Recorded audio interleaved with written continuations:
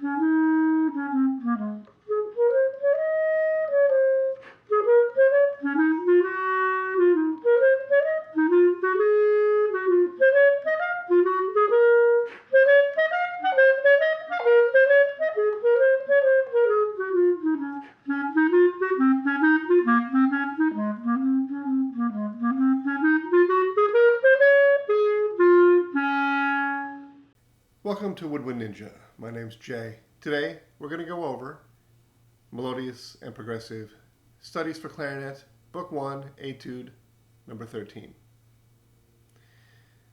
We are in E flat major today. E flat major is a flat key. You can tell that primarily by the fact the name of it has a flat in it.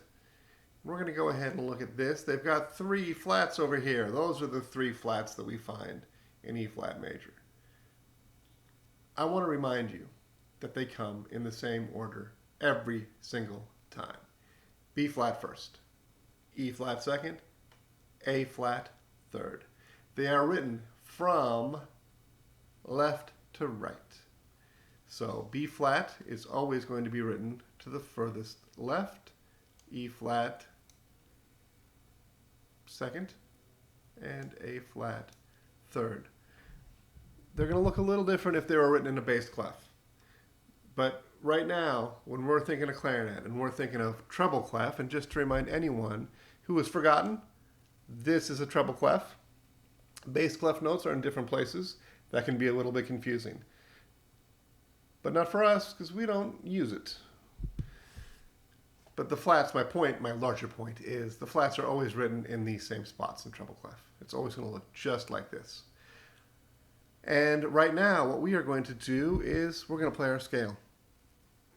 I'm going to put it here on the screen for you, but I want to remind you this is how we find the scale for today to practice this etude.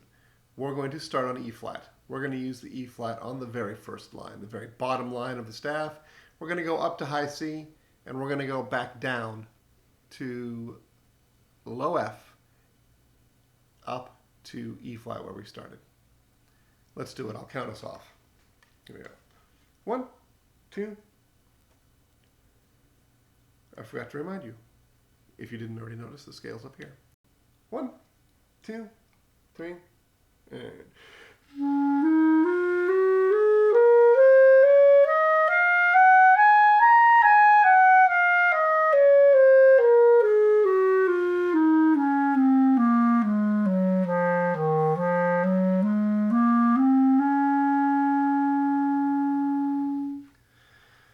Great, how did that feel? Hopefully good. You know what? It's short. Let's do it one more time. Let's remember, in our low register, sometimes it can be easy to forget the B flat and the A flat down there at the bottom. B flat and A flat. Let's not forget those guys. Let's do it one more time. 1, 2, 3.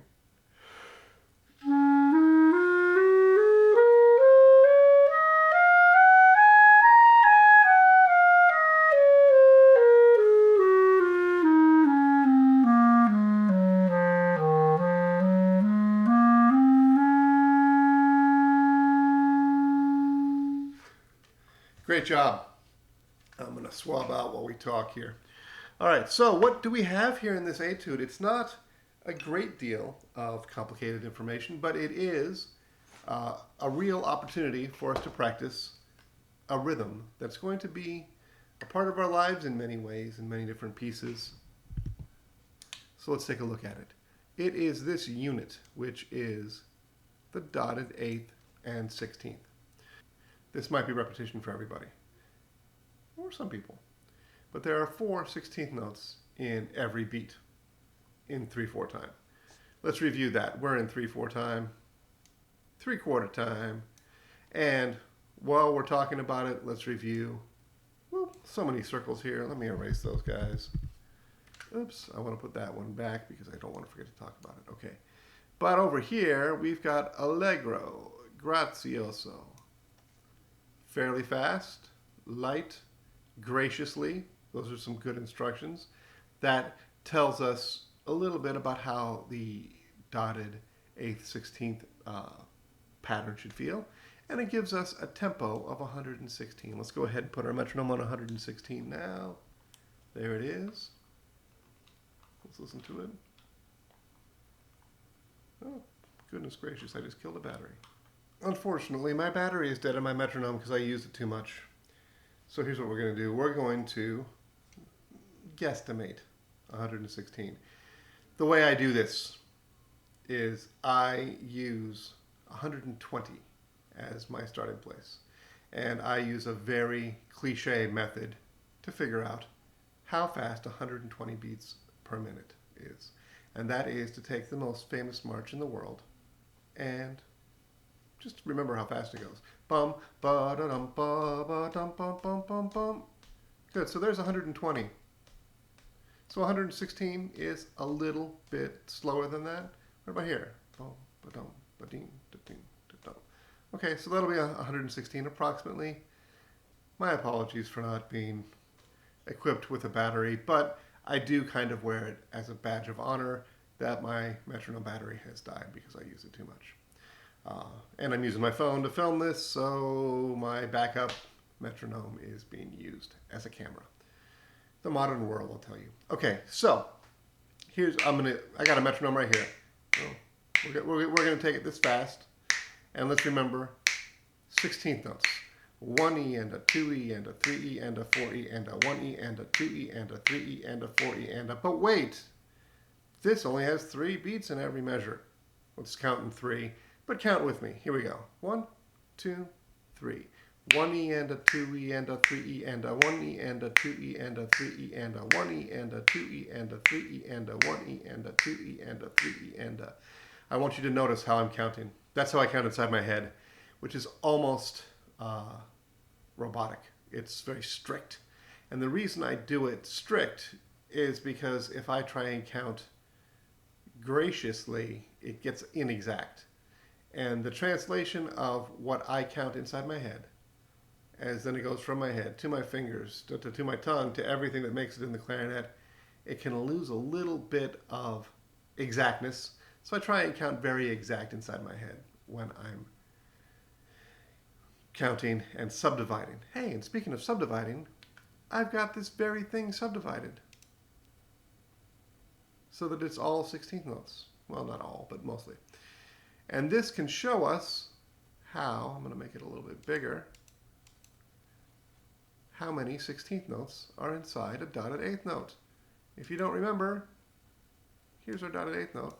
Each one of these is right on the beat. So if we count 1, 2, 3, 1, 2, 3. Every time we've got a dotted quarter note in this piece, it is on one of the numbered beats, which is great news. That's going to really, really help us if we've never played dotted 8th, 16th before. Darn it, I keep erasing this one circle I want to keep. Oh, and then I put another one there. Sorry about that. Boom. Okay, so here we go. 3 16th notes inside every dotted 8th note. I'm going to go at a slower tempo than 116 to illustrate this. And keep in mind that little fact that we talked about. That's going to be on a beat every time we see it in this particular piece. That is not true in real life, but in this piece, and this is our real life today, that is always going to be on the beat. And if we see that, we can also identify that is not a complete measure. That is only some of a measure. And that means this is not beat 1. That is beat 3, because it is the last beat in this measure. Oftentimes pieces will start on an incomplete measure. It's a common practice. Don't let it throw you off, but we do need to make sure that we count ourselves off very carefully in scenarios like this. So we've got the 16th note before beat 3. So if we go back, 1 E and 2 E and it's the It's the of beat 2. Nobody says it like that because it's silly. But it is the last 16th note of beat 2. That is the first note of this piece. That sounds a little daunting, but let's go over it. 1 E and 2 E and 1 E and 2 E 1 E and 2 E and 3. 1 E and 2 E and 3. 1 E and 2 E and 3. So now if I take everything out, and I'm not going to speak any of those beats except for the 3. 3. 1 E and 3. 1 E and 3. That's where we start, which is a little. We've got to jump in at just the right spot. So let's give it a go. We are going to play from the beginning to there. Here we go. I'm going to count 3, a full measure, then 1, 2, and we're going to start on the 4th 16th note of beat 3. 1, 2, 3, 1, 2.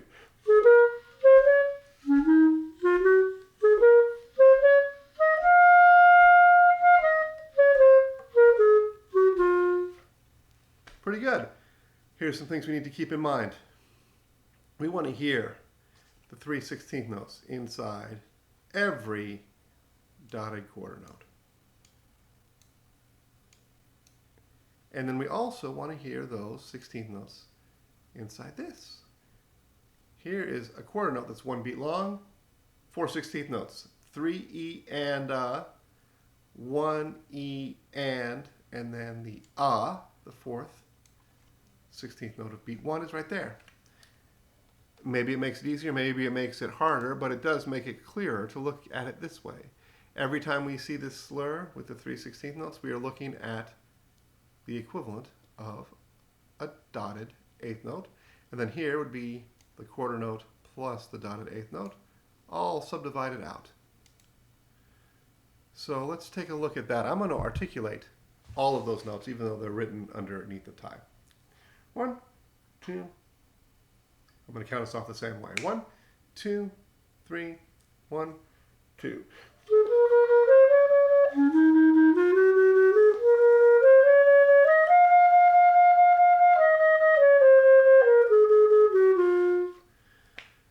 Does that make sense? Let's do it one more time. Here are the subdivisions as I count. 1 E and 2 E and 3 E and 1, 2.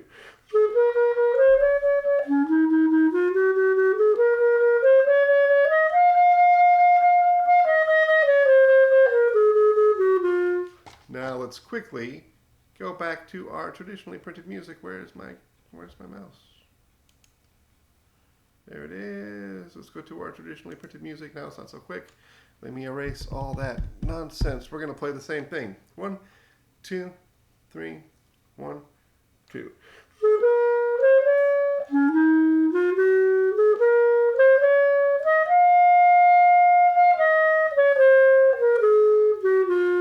Let's do it one more time with the subdivisions in. 1, 2 E and 3 E and 1, 2.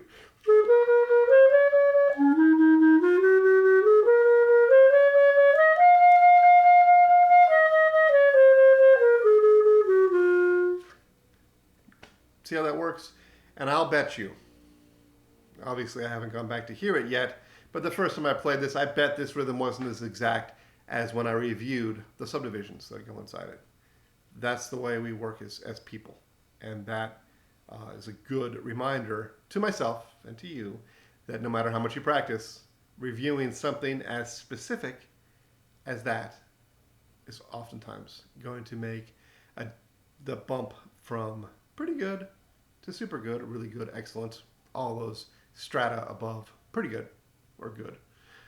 Now, let's look. We've got, where's my mouse? Where's my mouse, friends? There it is. Okay, so we've got the same thing starting here on a different note, but it is exactly that same rhythm pattern. that takes us to the middle of measure 9. So we'll call that our first phrase. So we've got the same crescendo, decrescendo, the same quarter note to dotted eighth note. The same thing, just on a different set of notes. And it's interesting, the high notes are one note apart, but the first notes, B flat, where's my gosh darn mouse? There it is. B flat and E flat are quite different, but A flat and G, not that far away from one another. They put a little bit of a different interval leap right there. Pretty tricky and cool how that worked. Okay, now what we're going to do is we're going to play all the way through to measure 9. Join me if you feel like it. 1, 2, E and R, 3, E and R, 1, 2.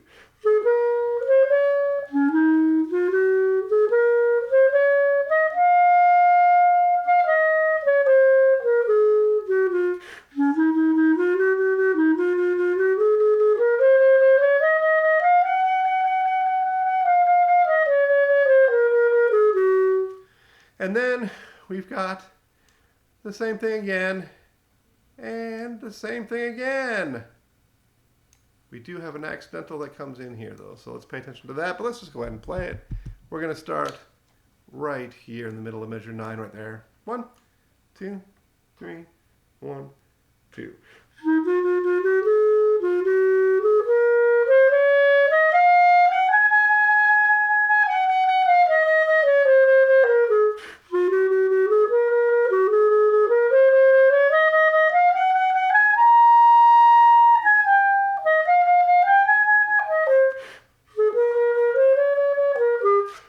You get the idea? Now, there's nothing particularly note-wise challenging about this. This is up and down our E flat scale. Thank goodness we practiced it earlier. All right. And then we've got these A naturals through here, which is essentially taking away our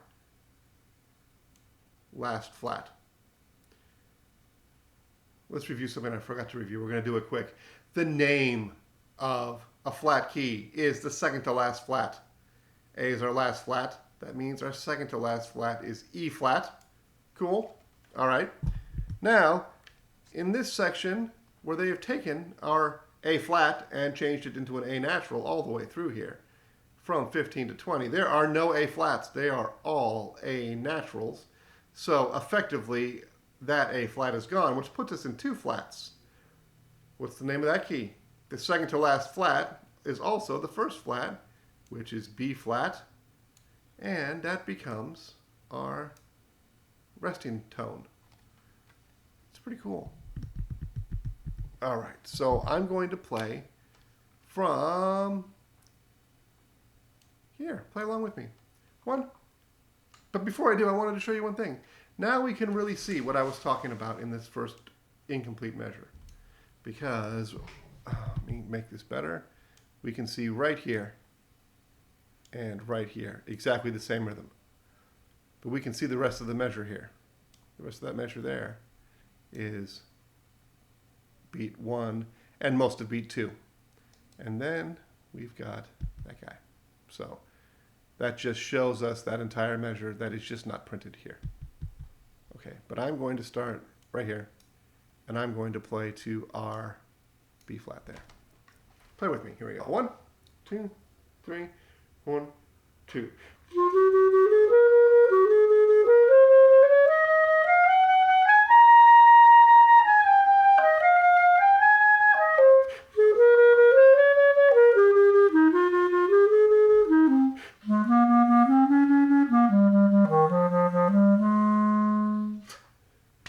Terrific. And that's kind of the middle phrase of our piece.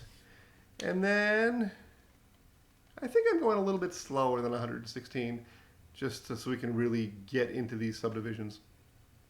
I think it's maybe not so grazioso the way I am playing it right now, just to say. And then we have a slightly different set of things, but still the same rule applies every time we've got a dotted eighth note. It is on the beat. So let's keep that in mind. Let's play. Who knows what beat this is on? This one right here. If you said beat 3, you are correct. Beat 3. All right, here we go. 1, 2, 3, 1, 2.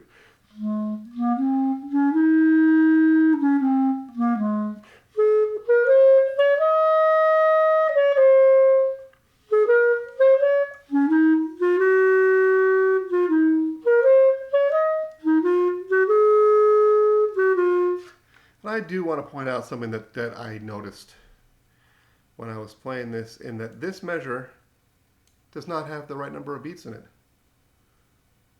Whoever typeset this, back when people typeset things, made a mistake. We've got, here's beat 1, right? And then this is beat 3, and we've got 2 16th notes that account for what's in the middle.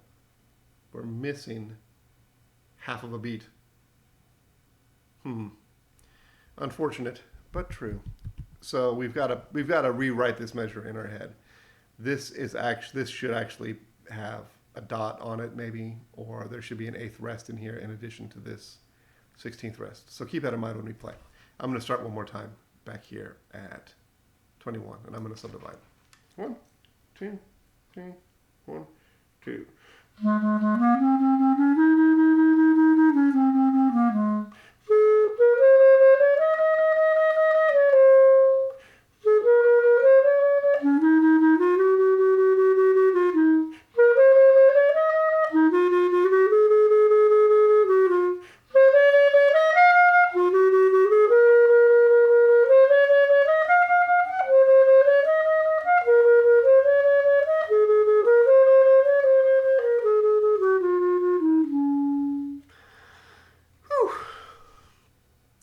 So you can hear how important those subdivisions are, and that we need to hear them in our head very loud. One of the things I like to think about is, not while I'm playing, but kind of while I'm playing, is here are 25 million things that we need to think about when we play the clarinet. Which ones are actually the loudest in our brain? And that answer is different depending on what it is that we're practicing and why it is that we're practicing it. And in this particular exercise, it's really, really good for us to turn up the volume of the 1E and a 2E and a 3E and a 1E and a 2E and a 3E and a 1. So we can really get that precise. Because once we get that precise and it goes deep within us, we're in good shape.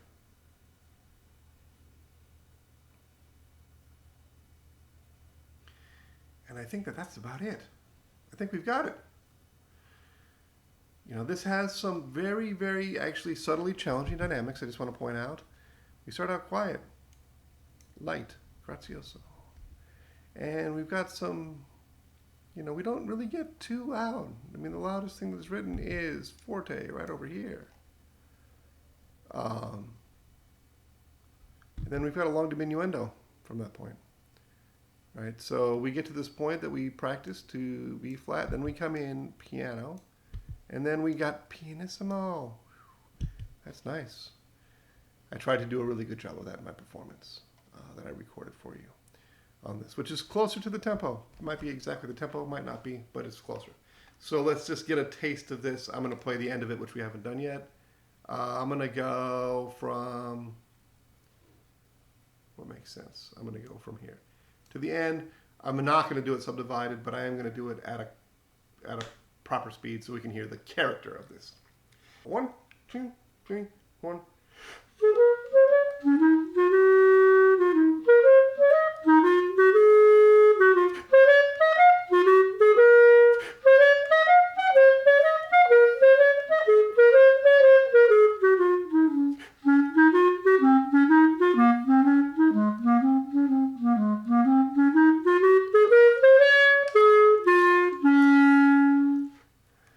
We end strong.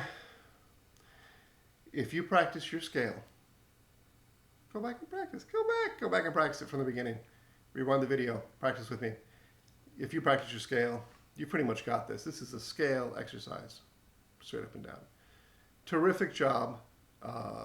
Follow the dynamics. Get that 1E and a 2E and a 3E and a 1E and a 2E and a 3E and a. I have noticed that a lot of times my own students will count 1E and a 2E and a 3E and a 1E and a 2E and a 3E. And I say, no, you've got to count 1E and a 2E and a 3E and a. It loses its exactness in translation as we play. So there you have it. Thanks for being here at Woodwind Ninja. We'll see you next time. We'll do more clarinet, more saxophone, more music. Like, subscribe. We'll be doing more. You're going to want to see it. All right. See you next time.